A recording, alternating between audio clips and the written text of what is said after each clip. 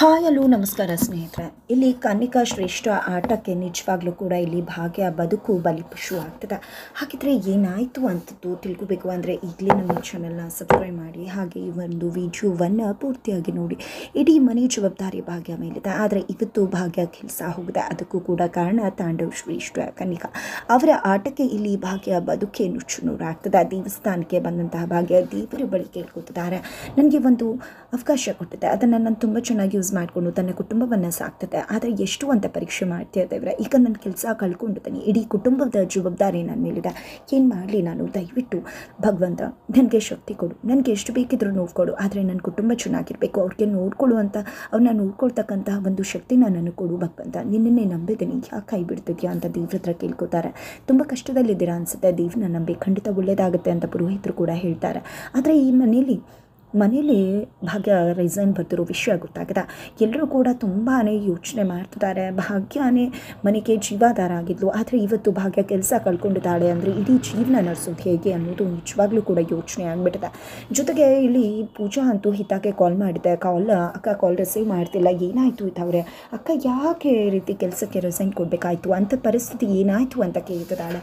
ಅದು ಏನಾಯಿತು ಅಂದರೆ ಅಂತ ಹೇಳಿ ಕನ್ನಿಕಾ ಮಾಡಿದ್ದು ಎಲ್ಲವನ್ನ ಕೂಡ ಭಾಗ್ಯ ತಪ್ಪಿಲ್ಲ ಅಂದರೂ ಕೂಡ ಇವತ್ತು ಭಾಗ್ಯ ತನ್ನ ಅಸಿಸ್ಟೆಂಟ್ಸ್ಗೋಸ್ಕರ ತನ್ನ ಕೆಲಸಕ್ಕೆ ರಿಸೈನ್ ಮಾಡಿದ್ಲು. ಇಲ್ಲಾಂದರೆ ಖಂಡಿತವಾಗ್ಲೂ ಕೂಡ ಅಸಿಸ್ಟೆಂಟ್ಸ್ಗಳು ಕೂಡ ಕೆಲಸನ ಕಳ್ಕೊತಾ ಇದ್ರು. ಅದೇ ಕಾರಣಕ್ಕೋಸ್ಕರ ಇವತ್ತು ಭಾಗ್ಯ ತನ್ನ ಒಂದು ಕೆಲಸವನ್ನು ಕಳ್ಕೊಂಡು ಅವ್ರ ಕೆಲಸ ಉಳಿಸೋದಕ್ಕೆ ಅನ್ನೋದು ಇಲ್ಲಿ ಗೊತ್ತಾಗ್ಬಿಡುತ್ತೆ.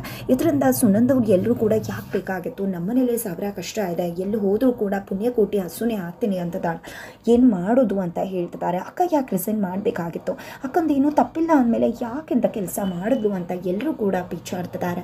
ಅಷ್ಟರಲ್ಲಿ ಭಾಗ್ಯ ಬರ್ತಿದ್ದಾಗೆ ಹೌದು ಅಮ್ಮ ಪುಣ್ಯಕೋಟಿ ಹಸುನೆ ಅನ್ಕೋ, ಆದರೆ ಏನು ಮಾಡೋದು, ಸಮಯ ಪರಿಸ್ಥಿತಿ ಸಂದರ್ಭ ಹಾಗೆ ಇರುತ್ತಲ್ವ. ನಿಜ ಹೇಳಬೇಕು ಅಂದರೆ ನಮಗೆಷ್ಟು ಕಷ್ಟ ಆಯಿತು ಅದಕ್ಕೂ ಮೀರಿದ ಕಷ್ಟಗಳು ಅವ್ರಿಗಿದೆ.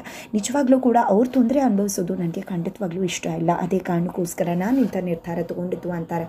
ಆದರೂ ಕೂಡ ಇಡೀ ಮನೆ ನಿನ್ನನ್ನೇ ಆಧರಿಸ್ಕೊಂಡು ನಿಂತಿದೆ, ಅಂಥದ್ರಲ್ಲಿ ಇವಾಗ ಏನು ಮಾಡ್ತೀಯಾ, ಇಡೀ ಮನೆ ಹೇಗೆ ನಡೆಸ್ತೀಯ ಅಂತ ಸುನಂದವ್ರು ಕೂಡ ಪ್ರಶ್ನೆ ಮಾಡ್ತಿದ್ದಾರೆ. ಈ ಕಡೆ ಕುಸುಮವ್ರು ಕೂಡ ಹೌದು ಭಾಗ್ಯ, ನೀನು ಇಂಥ ತೀರ್ಮಾನನ ತಗೋಬಾರ್ದಿತ್ತು ಮಗಳ. ನಿಜ ಈಗ ಎಷ್ಟೆಲ್ಲ ಕೆಲಸ ಇದೆ, ಇದೆ, ಎಲ್ಲನೂ ಕೂಡ ಕಟ್ಟಬೇಕು, ಆದರೆ ಹೇಗೆ ನಡೆಸ್ತೀಯ ಇನ್ನು ಮುಂದೆ ಅಂತ ಕೇಳ್ತಿದ್ದಾರೆ. ಈ ಕಡೆ ಸುನಂದವ್ರು ಕೂಡ ನಿನ್ನ ಮಗಳು ಬೇರೆ ಜಗಳ ಮಾಡ್ಕೊಂಡು ಹೋಗಿದ್ದಾಳೆ, 80,000 ರೂಪಾಯಿ ಕಟ್ಟಬೇಕಂತ, ಆಗಲ್ಲ ಅಂತ ಹೇಳಿದಕ್ಕೆ ಕೋಪ ಮಾಡಿಕೊಂಡು ಜಗಳ ಮಾಡ್ಕೊಂಡು ಹೋದ್ಲು. ಈಗ 1,000 ರೂಪಾಯಿ ಕಟ್ಟೋದಕ್ಕಷ್ಟು 80,000 ರೂಪಾಯಿ ಹೇಗೆ ಕಟ್ತೀಯ ಭಾಗ್ಯ ನೀನು ಅಂತ ಹೇಳ್ತಿದ್ದಾಗ ಅಯ್ಯೋ ತನ್ವಿಗೆ 80,000 ರೂಪಾಯಿ ಕಟ್ಟಬೇಕಾ, ಏನಪ್ಪ ಮಾಡೋದು ಅಂತ ಭಾಗ್ಯ ಪಿಚ್ಚಾಡ್ತಿದ್ದಾರೆ. ತನ್ವಿಯಲ್ಲಿ ಈಗ ಅಂದಾಗ ಅವಳು ಜಗಳ ಮಾಡಿಕೊಂಡು ಹೋಗ್ಬಿಟ್ಲು. ನೀವೇ ತಾನೇ ಹೇಳಿದ್ದು ಸೇರ್ಕು ಅಂತ, ಆದರೆ ಇವಾಗ ನೋಡಿದ್ರೆ ಈ ರೀತಿ ಮಾತಾಡ್ತೀರಾ, ನನಗಂತೂ ನನ್ನ ಕೋರ್ಸಿಗೆ ಸೇರಲೇಬೇಕು ಅಂತ ಹಠ ಮಾಡಿ ಹೋದ್ಲು ಅಂತ ಹೇಳ್ತಾಳೆ ಪೂಜಾ ಕೂಡ. ನಂತರ ಈ ಕಡೆ ಕುಸುಮ ಅವರು ಸುನಂದವರು ಎಲ್ಲ ಕೂಡ ಭಾಗ್ಯ ವಿರುದ್ಧ ನಿಂತಿದ್ರೆ, ಮಾವ ಮಾತ್ರ ಭಾಗ್ಯಕ್ಕೆ ಯಾರೂ ಕೂಡ ಬೈಬೇಡಿ ಮಗಳೇ, ನೀನು ಏನು ಮಾಡಿದ್ಯೋ ಅದನ್ನು ಸರಿಯಾಗಿ ತೀರ್ಮಾನ ತೊಗೊಂಡಿದ್ಯಾ ಮಗಳೇ, ಖಂಡಿತವಾಗ್ಲೂ 4-6 ಜನಕ್ಕೆ ತೊಂದರೆ ಆಗುತ್ತೆ, ನಮ್ಮೊಬ್ಬರನ್ನ ಬಿಟ್ಟರೆ ತೊಂದರೆ ಆದರೆ 4-6 ಜನ ಚೆನ್ನಾಗಿರ್ತಾರೆ ಅನ್ನೋದಾದರೆ ನೀನು ತೊಗೊಂಡಿರೋ ನಿರ್ಧಾರ ಕರೆಕ್ಟಾಗೇ ಇದೆ ಮಗಳೇ. ಕಾರನ್ನು ಹಾಗೆ ವಾಪಸ್ ಕೊಟ್ಬಿಡೋಣ ಮಗಳ, EMI ಎಲ್ಲ ಹೇಗೆ ಕಟ್ಟೋಕ್ಕಾಗುತ್ತೆ ಅಂದಾಗ ಏನು ಮಾವ ಹೇಳ್ತಿದ್ರೆ, ನಿಮಗೆ ಪ್ರೀತಿಯಿಂದ ಕೊಟ್ಟಿರೋ ಕಾರು ಅದು ಯಾವುದೇ ಕಾರಣಕ್ಕೂ ವಾಪಸ್ ಕೊಡುವುದಿಲ್ಲ ಅಂತ ಹೇಳ್ತಿದ್ದಾರೆ. ಈ ಕಡೆ ಸುಂದರಿ ಅವರಂತೂ ಯಾಕೆಲ್ಲರೂ ಕೂಡ ಭಾಗ್ಯನ ಕೂಗಿಸ್ತಿದ್ರ, ಭಾಗ್ಯಗೆ ಇಡೀ ಕುಟುಂಬವನ್ನು ಹೇಗೆ ನಿಭಾಯಿಸಬೇಕು ಅನ್ನೋದು ತುಂಬ ಚೆನ್ನಾಗಿ ಗೊತ್ತದೆ. ಯಾರಿಂದ ಕೂಡ ಅವಳು ಹೆದರ್ಕೋಬೇಕಾಗಿಲ್ಲ, ಯಾರೂ ಕೂಡ ಅವಳ ವಿಶ್ವಾಸವನ್ನು ಕುಗ್ಗಿಸ್ಬೇಡಿ, ಅವಳಿಗೆ ಗೊತ್ತು ಹೇಗೆ ನೋಡ್ಕೋಬೇಕು ಅಂತ, ನನಗೆ ಭಾಗ್ಯ ಬಗ್ಗೆ ವಿಶ್ವಾಸ ಇದೆ ಅಂತ ಸುಂದರಿ ಹೇಳ್ತಾರೆ. ನಂತರ ಈ ಕಡೆ ಭಾಗ್ಯ ತನ್ವಿ ಹತ್ರಕ್ಕೆ ಹೋಗ್ತಾರೆ. ತನ್ವಿ ಹತ್ರಕ್ಕೆ ಹೋಗಿದೆ, ಯಾಕೆ ಮಗಳೇ ಅಳ್ತಿದ್ಯಾ ಅಂದಾಗ, ಇಲ್ಲಮ್ಮ ನಿಮ್ಗೆ ಏನು ಗೊತ್ತು, ನನಗೆ ಎಷ್ಟು ಅವಮಾನ ಆಗುತ್ತೆ ಗೊತ್ತಾ, ಇನ್ಸಲ್ಟ್ ಆಗುತ್ತೆ ಗೊತ್ತಾ, ಇಮೇಜ್ ಡ್ಯಾಮೇಜ್ ಆಗಿಬಿಡುತ್ತೆ, ನಾನು ಹೇಳ್ಕೊತೀನಿ ಅಂತ ಬಂದಿದ್ದೀನಿ, ನಾಳೆ ಕಟ್ಟಲೇಬೇಕು ಅಂದಾಗ ಬೇರೆಯವ್ರು ಹೇಳಿದ್ರು, ನಾನು ಹೇಳಿದ್ನ, ನಾನು ತಾನೇ ನಂಗೆ ದುಡ್ಡು ಕೊಡ್ತೀನಿ ಅಂದಿತ್ತು, ಅಂದಮೇಲೆ ನಾನು ಕೊಡ್ತೀನಿ ಮಗಳೇ, ನೀನೇನು ಯೋಚನೆ ಮಾಡಬೇಡ, ಎಲ್ಲ ಕೂಡ ಸರಿ ಹೋಗುತ್ತೆ ಕಂದ ಅಂತ ಹೇಳ್ತಿದ್ದಾನೆ. ನಿಜವಾಗ್ಲೂ ನಾಮ ಅಂದಾಗ ಹೌದು ಅಂತ ಹೇಳ್ತಾರೆ. ತದನಂತರ ಅಷ್ಟರಲ್ಲಿ ಈ ಕಡೆ ಭಾಗ್ಯ ಹೋಗ್ತದಾಗೆ ಸುನಂದವ್ರು ಬರ್ತಾರೆ. ಈ ಕಡೆ ಸುನಂದವರು ತುಂಬ ಪ್ರೀತಿಯಿಂದ ಮೊಮ್ಮಗಳಿಗೆ ಬುದ್ಧಿ ಹೇಳೋಕ್ಕೆ ಟ್ರೈ ಮಾಡ್ತಾರೆ. ಹೌದು ನೀವೇನೋ ಹೇಳ್ತೀರಾ, ಆದರೆ ಅಲ್ಲಿ ನಿಂತು ನೋಡೋರಿಗೆ ಗೊತ್ತು ಎಷ್ಟು ಅವಮಾನ ಆಗುತ್ತೆ ಅಂತ, ನಿಮಗೇನಾದರೂ ಗೊತ್ತಾ, ಎಷ್ಟು ಟೀಸ್ ಮಾಡ್ತಾರೆ ಗೊತ್ತಾ, ಕಾಲೇಜ್ಗೆ ಹೋಗೋಕ್ಕಾಗೋದಿಲ್ಲ ಗೊತ್ತಾ, ಇಲ್ಲ ನಾನು ಕೋರ್ಸಿಗೆ ಸೇರ್ಕೊಳ್ಳೇಬೇಕು ಅಂತಾರೆ. ಅಷ್ಟರಲ್ಲಿ ಪೂಜಾ ಕೂಡ ಬರ್ತಾಳೆ. ಈ ಕಡೆ ಸುನಂದ ಪೂಜಾ ಇಬ್ಬರು ಕೂಡ ಸೇರ್ಕೊಂಡಿದ್ದೆ. ಭಾಗ್ಯಕ್ಕಂಗೆ ತುಂಬಾ ಫೈನಾನ್ಷಿಯಲಿ ಕಮಿಟ್ಮೆಂಟ್ಸ್ ಇದೆ ಅಲ್ವಾ ತನ್ವಿ, ಅಪ್ಪನೂ ಕೂಡ ನೋಡ್ಕೋಬೇಕಾಗತ್ತಲ್ವ, ಅಕ್ಕನೇ ಎಲ್ಲ ಕೂಡ ಮಾಡೋದಾದರೆ ಹೇಗೆ, ನೀನು ಅಪ್ಪನ ಹತ್ರ ಕೂಡ ಕೇಳಬಹುದಲ್ಲ, ಅಪ್ಪನಿಗೂ ಕೂಡ ಜವಾಬ್ದಾರಿ ಇದೆ ಅಲ್ವಾ ಅಂತ ಹೇಳ್ತಾರೆ.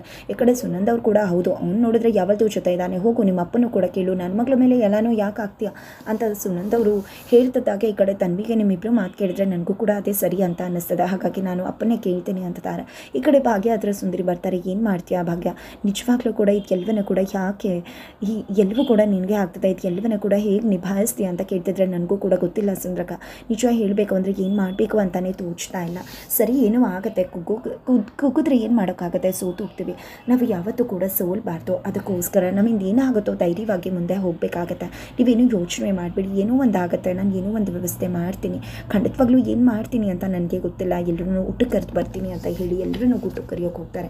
ಯಾಕೆ ಭಗವಂತ ಭಾಗ್ಯ ಎಲ್ಲವನ್ನೂ ಕೂಡ ಸಹಿಸ್ಕೋತಾಳೆ ಅಂತ, ಎಲ್ಲವನ್ನೂ ಕೂಡ ಭಾಗ್ಯಕ್ಕೆ ಯಾಕೆ ನೋವು ಕೊಡ್ತೀಯಾ ಅಂತ ಹೇಳಿ ಭಗವಂತನ ಹತ್ರನೇ ಕೇಳ್ಕೊತಿದ್ದಾರೆ. ಈ ಕಡೆ ಸುಂದರಿಯವರು ಪಾಪ ಅವಳ ಕಷ್ಟನ ಮೊದಲು ನಿಭಾಯಿಸು ಅಂತ ಕೇಳ್ತಿದ್ದಾರೆ. ಈ ಕಡೆ ತಾಂಡವ್ ಶ್ರೇಷ್ಠನ ಕರ್ಕೊಂಡು ಇಲ್ಲಿ ಪಾರ್ಟಿಗೆ ಹೋಗಿದ್ದಾರೆ. ಈ ಕಡೆ ತಾಂಡವಂತೂ ಶ್ರೇಷ್ಠವಾಗಿ ಸರ್ಪ್ರೈಸ್ ಮೇಲೆ ಸರ್ಪ್ರೈಸ್ ಕೊಡ್ತಿದ್ದಾರೆ. ಅವಳಿಗೆ ಇಷ್ಟ ಆಗಿರೋ ರೆಸ್ಟೋರೆಂಟ್ಗೆ ಕರ್ಕೊಂಡು ಹೋಗಿದ್ದಾರೆ. ಯಾಕಂದರೆ ಇವತ್ತು ಫುಲ್ ಹ್ಯಾಪಿ ಆಗಿದ್ದಾರೆ. ಭಾಗ್ಯ ಬೀದಿಗೆ ಬಿತ್ತಿದ್ದಾಳೆ, ಮುಗೀತು ಅವಳ ಕತೆ, ಇನ್ನೇನೇ ಇದ್ರು ನಂದೇ ಆಟ ಶುರುವಾಗುತ್ತೆ, ಎಲ್ಲರೂ ಕೂಡ ಮೆರೆಸ್ತಾ ಇದ್ರು ಅವಳನ್ನ, ಇನ್ನೇನು ಹೇಗೆ ಸಂಸಾರ ನಿಭಾಯಿಸ್ತಾಳೆ ಅಂತ ಅನ್ಕೋತಿದ್ದಾಗೆ ಈ ಕಡೆ ಹಾಯ್ ಪಪ್ಪ ಅಂತ ಹೇಳಿ ತನ್ವಿ ಮೆಸೇಜ್ ಮಾಡ್ತಿದ್ದಾಗೆ ಈ ಕಡೆ ತಾಂಡವ್ ಕೆಂಡಾಮಂಡಲ ಆಗ್ತಿದ್ದಾರೆ.